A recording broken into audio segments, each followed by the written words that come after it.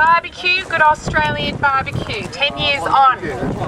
I'm Rosalie Cristani and I'll be your MC. How about having an MC for a barbecue, hey? Today we reflect. Today at high noon we stand together to consider what we have learned in this decade past.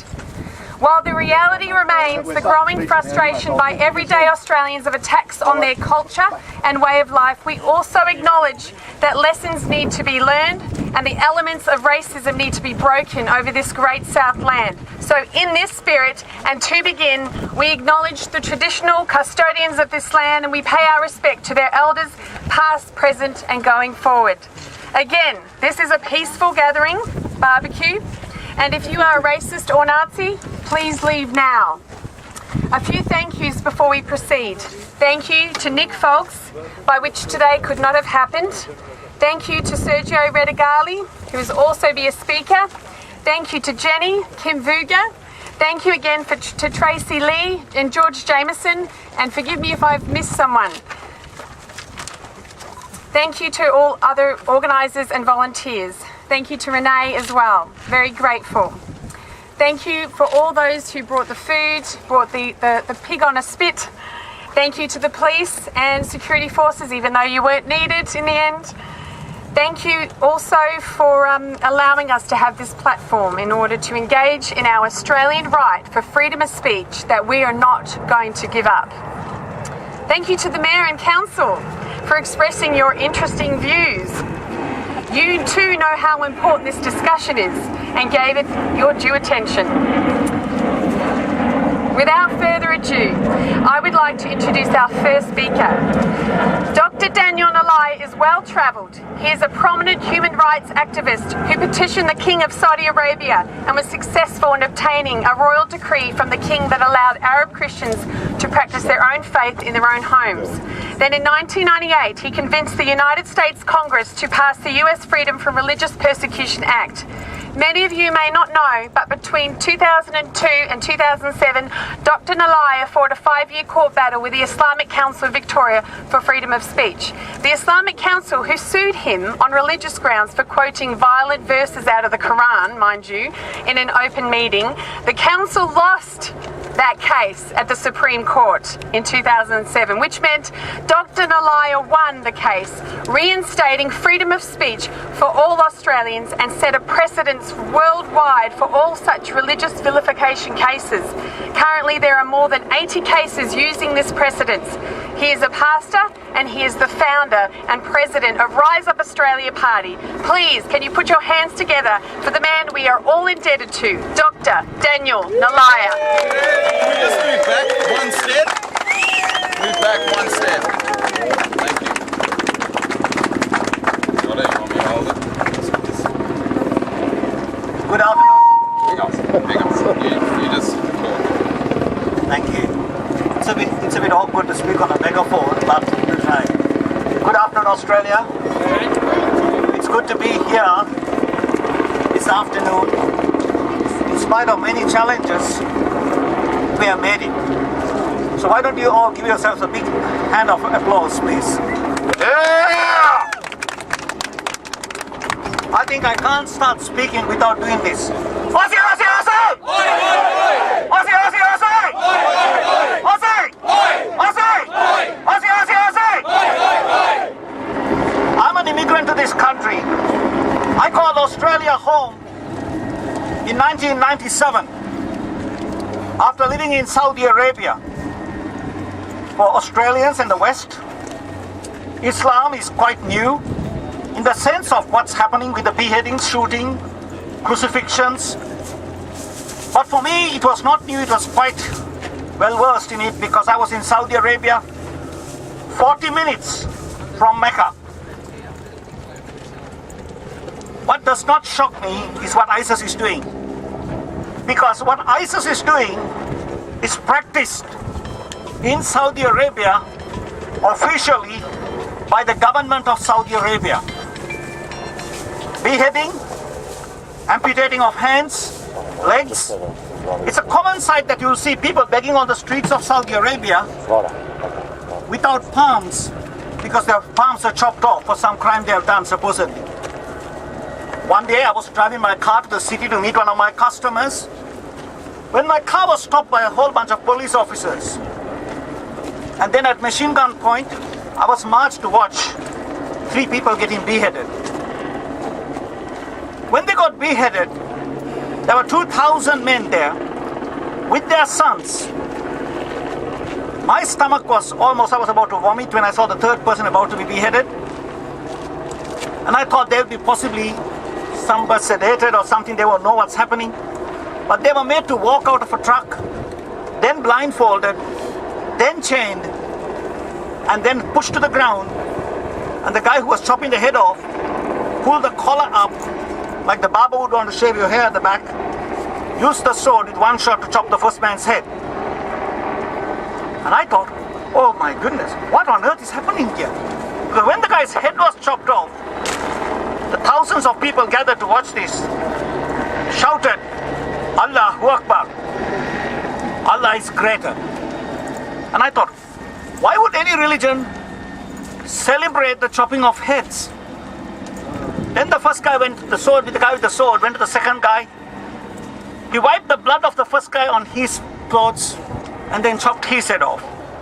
And then he was about to cut the third guy's head off. I couldn't take it anymore. But then I asked my customer, I said, Nadeem, why are these guys shouting Allahu Akbar? He said, the people who have done a crime are getting their punishment. Now we are celebrating because they are going to heaven. Well, I have news for the Muslim people who believe in jihad. You're dying in jihad. It's not going to get you 72 virgins. But it's possibly going to get you 72 devils who are going to torture you for the rest of your life in hell. That's right. And if there are imams who say that Islam is a religion of peace,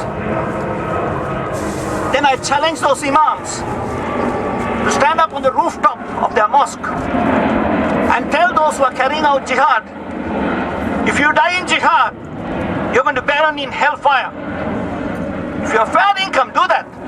Stop blaming the West for the problems inside Islam. Yeah. It's too far gone. Our spineless, backboneless, politically correct politicians want to also join together with the Islamists to say that the West is to be blamed for what's happening in the Middle East. No, the West is not to be blamed. The West is a Judeo-Christian foundation-based country. The God of the West does not teach people to kill people. He actually teaches people to give the other cheek. We are not celebrating the birthday of Muhammad on the 25th of December. We're celebrating the birthday of Jesus on the 21st of December. Now today we can't even say Merry Christmas because the politically correct idiots have decided that it's not right for us to say that. It has to be happy season's greetings. Do away with political correctness. Get back what is rightfully ours. Don't lose your freedoms. I'm an immigrant to this country. I called Australia home 18 years ago. I will fight as long as I have blood in my body, as long as I have breath. I will fight for every Aussie, every son, every daughter to keep Australia Australian for generations to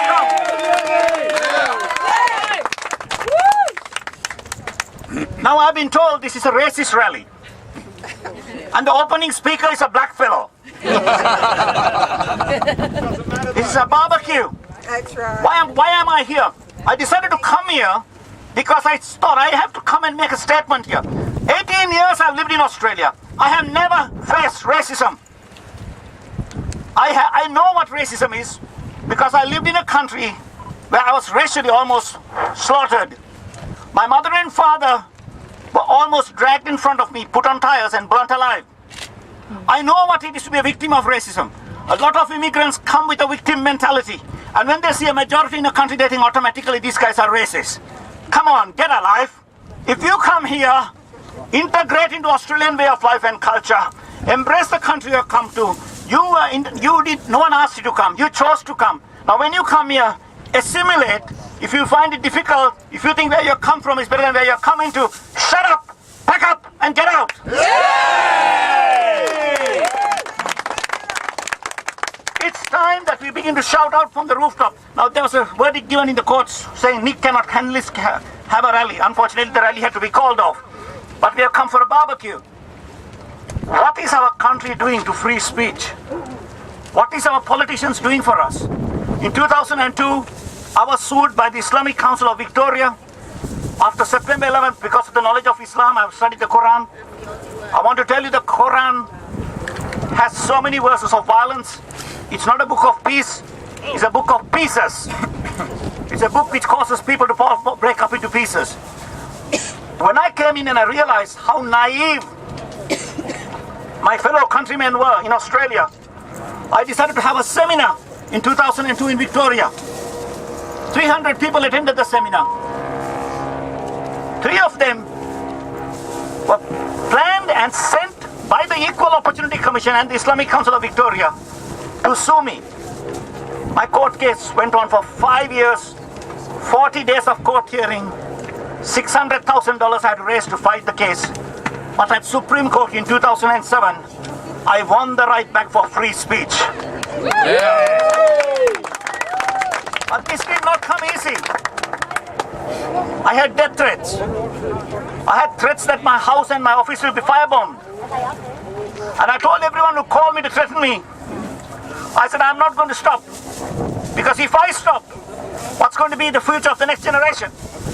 My sons, our daughters, our grandchildren need to have the same Australia we have. If we don't do it for them, no one will do it for them. The forefathers of this country stood and fought to bring free speech, democracy. On Anzac Day, we salute them. But would we be able to say the same 20 years from now? Would our children be able to look back and say, truly my father, my grandfather, they did their job, so I am free today. So we took the case, we won the case. The guys even threatened me to kidnap my children from school. There were nights that there were so many things going through our heads, wondering what are we going to do? But we decided, no, we're going to fight. So I want to challenge every Australian here. Australia is multi-ethnic, not multicultural. We cannot be multicultural. Let me explain this to you. People ask me, why not? You're a black fellow, you need to embrace multiculturalism. No. When I first came into Australia, I believed, please understand what I'm going to say now. I thought and I believed that Aussies were racist because that's what was told to me as I first came in. But after a few months I realized, no, it's my outlook in life which is going to make a difference. If I have a victim mentality, for the rest of my life I'll be a victim. Or if I have a victor's mentality, I'll have victory for the rest of my life. So I decided I will not wait to see what my country can do for me. I'm going to do what I can do for my country. And today, 18 years later, I want to tell you this. Australia is one of the most racially tolerant countries in the whole world. I've spent time in the US, I've spoken in the US Congress, the White House, the State Department, National Security Council. I've addressed the House of Commons and the House of Lords, the British Parliament, Australian parliamentarians. But I can tell you this, after living in 3 countries, traveling to 20 nations, Australia is one of the most racially tolerant countries in the world. I think we should give ourselves a big hand for that. Yeah. So it ticks me off when people call Aussies racist. Just because you are patriotic, just because you're proud of your country, as soon as a white Australian gets up and says, I love my country, I'm proud about my country, immediately the media calls them racist. Media, get a life, media. What are you guys doing to your own people? What are you doing to your own country, people? I saw a Channel 9 reporter at the courtroom when Nick was being interviewed, mocking Nick, laughing at Nick. Your job is not to take a side. Your job is supposed to broadcast unbiased reporting. Report the truth, man. The truth will set people free. You're reporting all lies. The reclaimers, the patriotic movements do not look for violence. They look for peace. It's the nutcase socialists and Antifa. They are the guys who are looking for violence. Go and get them, not us. Yes. Aussie, Aussie, Aussie! Aussie, Aussie, Aussie! Aussie! Aussie! Aussie, Aussie, Aussie! It's time that we unite in this hour and don't buckle under pressure. The UN, have you heard of the UN? Yeah. You know what it stands for? United Nonsense. UN wants to take away all our rights. We can't let that happen. I want to make a statement on behalf of every immigrant who has called Australia home from the parts of the country that the world I come from. First, I want to say to the Australian nation, thank you for opening your country and welcoming me into your land. Secondly, I want to say this to you. I want to say sorry on behalf of every immigrant who have not embraced Australia and become a part of Australia and who wants to live within their own community. Typically multiculturalism. Islamic culture is culture, religion and law. Sharia law is a part of their culture. 4 wives is a part of their culture. Female genital mutilation is a part of their culture. 12-year-old brides are a part of their culture. That's not Australian way of life. No. So if you think our culture is bad, stop whinging. There are plenty of flights going back to where you came from. Go back. Don't blame people here. It's your own problem. Now, there's a saying which says, you can't teach an old monkey to do new tricks. The Middle East, the Arabic countries, for generation after generation, for centuries, have been taught the Quran, a way of life. And that is, Islam is the right way, all others are wrong. If you don't become a Muslim, you get killed. It's time for us to understand this. It's very, very difficult to change people's thinking overnight. And by us compromising and saying, let them come in, let them have their own culture, let them segregate themselves into one suburb, take over Sharia zones like in France, 756 Sharia zones, that's actually causing for absolute disaster and ethnic tension in the country. We need to encourage people who come here, embrace Australian way of life, embrace Australian culture. As I said before, if that's hard for you, then you're in the wrong place. Stop grumbling, take a flight, go back to where you came from. Now, I want to say this once again. We are sorry on behalf of all immigrants. May I ask my Australian brothers and sisters here for not integrating and embracing this country. My prayer is that Australia will be a country which will be known for unity, oneness. This Christmas season, there's a message. Peace on earth, goodwill to man. Not jihad.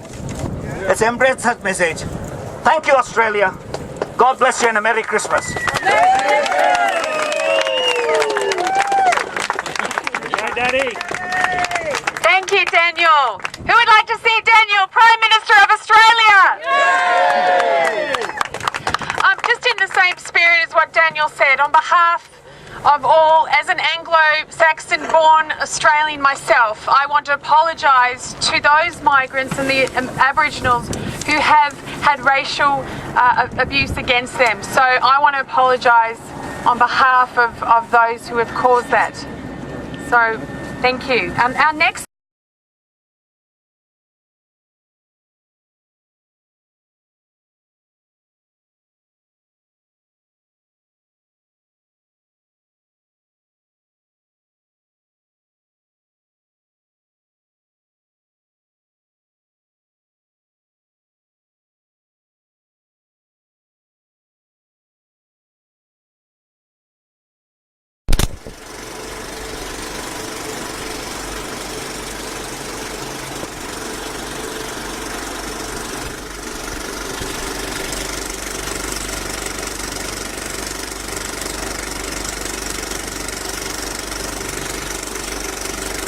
Tune in tomorrow. Same bat time, same bat channel. Bye for now.